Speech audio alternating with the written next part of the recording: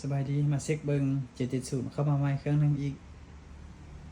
มาเบิ้งนำกันว่าทุกอย่างปกติบ่ทวิตเบิ้งระบบไฟเบิ้งไฟสีแดงสีส้มเนาะนี่จะขึ้นว่า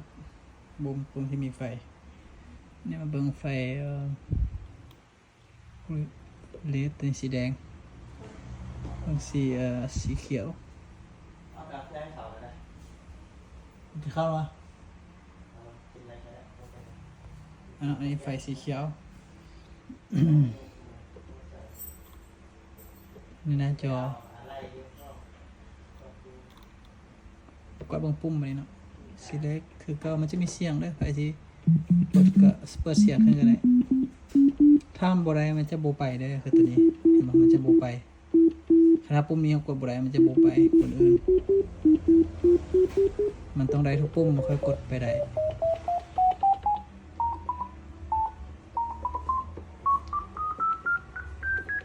สำหรับใครที่มักเครื่องนี้ก็ถามได้เลย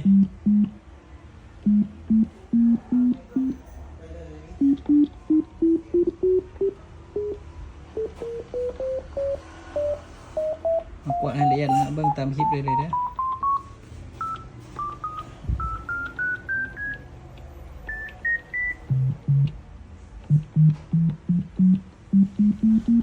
สำหรับใครที่มักติดต่อมา9522326นะครบ50 อัน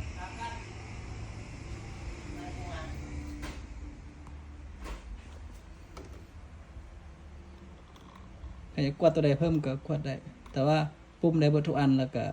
อันนี้ได้ก็ถือว่าโอเคคีย์บอร์ดราคาเครื่องนี้18,500,000ค่าประกันให้2 เดือนแถมของแถมครบ